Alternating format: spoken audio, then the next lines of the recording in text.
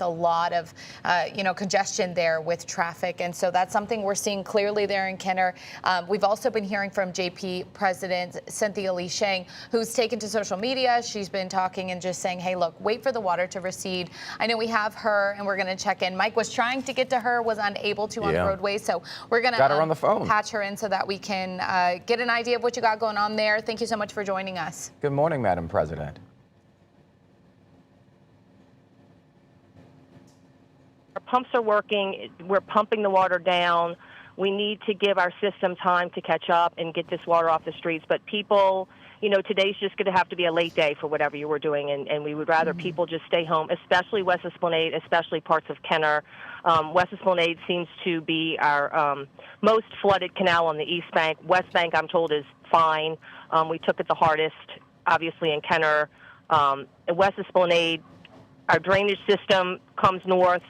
So West Esplanade is the most northern canal, and the topography of our land slopes more toward this way. So it makes sense that we would have a lot of water on this northernmost canal, which we usually see, and that was certainly the case today as well. So we're doing a delayed opening in Jefferson Parish government at 10. We're even telling employees, if you're in this area, just come to work when you can. If you can't make it for 10, we understand. This is about being safe. We're seeing a lot of stalled cars. We're seeing a lot of people parking in parking lots and just waiting it out. So, even they tried to get out and they're having to wait out. So you're better off waiting in the comfort of your own home is the message this morning.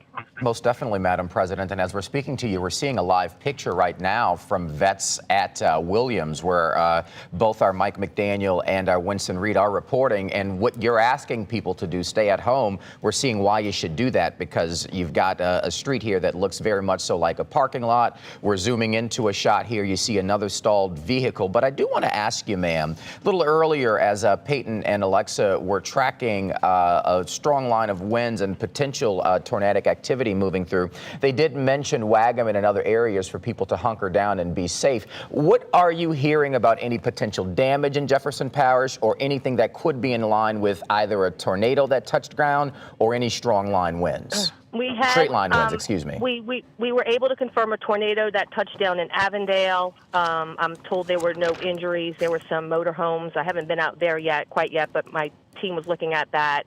We know there was a 12-car train derailment. There's no spills, nothing like that, on L&A Road.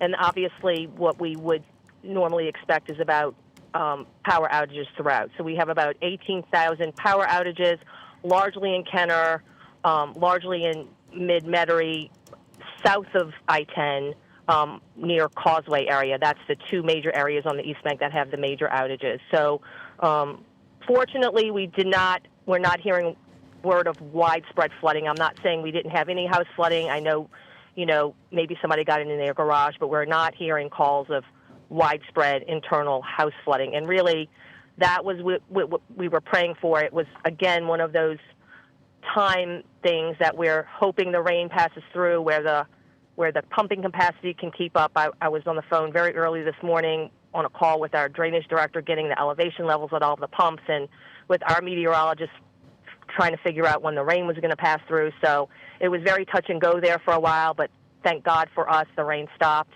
and we didn't have the widespread flooding that we, experienced during Hurricane Francine.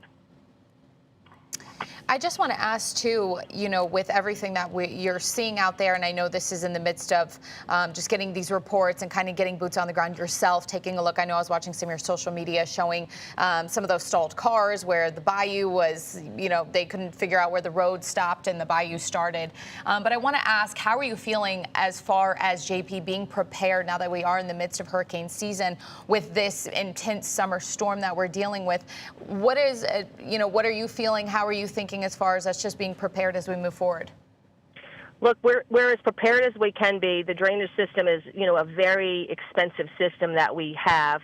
Probably, some of the most sophisticated, equipment and system in the country. We should be very proud of it. But we always worry. I mean, Mother Nature and the way these storms are coming, and we know storms are faster and harder. And we knew going in that this was going to be a rain event. Sometimes we think it's going to be a wind event, but we knew going in what we were hearing from all the experts was this was going to be a heavy rain event, which means it's a heavy flooding event.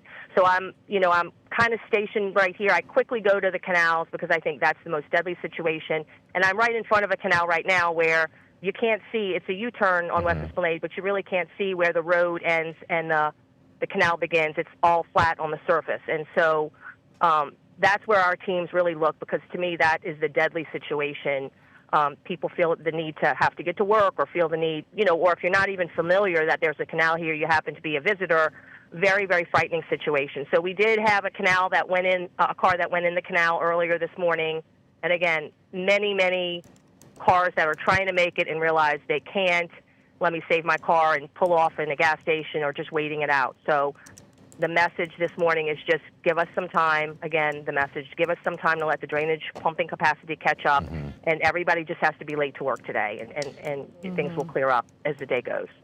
Definitely, ma'am. And what a juxtaposition, your words, as compared to the images that we are seeing again here from Kenner, where we are looking at a member of the Kenner Police Department help a driver push his stalled out vehicle amidst what is a very flooded street here. There were other people doing the same. So before we let you go, I just want to know if you've heard from area first responders, area law enforcement, about what their priority has been. We're looking at officers here helping people who don't seem to be heeding the advice to stay out of the street. Is that something that they've been very busy trying to do? And if that's the case, I would imagine that they could be doing something else that wouldn't be putting their lives at risk. Right. No, we're in touch with our JPSO. I know Kenner PD's out. No, that's where we are now. It's a traffic issue, morning traffic.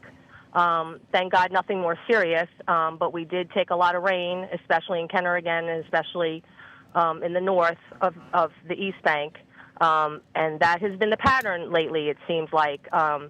And so, yeah. And look, your car is expensive, and you don't want to have to put in a claim. And it, it doesn't take a lot of water for you to get ruin the inside of your car, and your car start taking on water. So it's just, and then who wants to be without a car for a while, right? You're going to have to get a rental car and all that mess, or buy a new car. So just give us, the morning, and don't just stay home in the comfort of your home, and know that this is what it's like living where we live, that we have to live with these storms.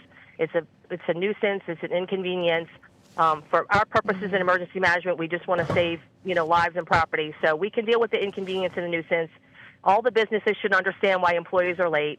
This is just, not a routine day, but in the aftermath of a storm, this is just the nuisance that we have to live with, and we have to be grateful that we got through this one pretty good, and there was, no loss of life and no major structural flooding. All right, Jefferson Parish President Cynthia Lee Sheng, ma'am, we do appreciate your time this morning. I'm sure you've got to get back to it, and we'll be in touch with your office throughout the morning as well. Yeah, we appreciate the updates. Yeah, stay safe out there. Thanks. Okay, bye-bye. And I want to stick on a point that you just mentioned here before we head over to our next interview, but you are watching that video with law enforcement. They're literally wading through that water, trying to direct traffic, trying to help push cars. First off, thank you to those first responders who have been working tirelessly throughout the night to, keep everyone protected and keep things moving. But you make a good point there. Just heed the warning. And as, we heard from Parish President there, Cynthia Lee Sheng, businesses should understand why people are opening late or going to be there late. And so it's not a rush to get where you might need to start your day, because, hey, you might be in a rush, but the roadway is going to stop you anyway. Winston Reed's live shot there at Williamton I-10. Do want to walk you through a few particulars here also from the parish president. One confirmed tornado, she said, there in Jefferson Parish in the Avondale area, to be specific. She says a mobile home was damaged, but no injuries to report there. Also, a 12-car train derailed on Ellendale Road. And we did talk about those power outages, some 18,000 power outages in Jefferson Parish right now.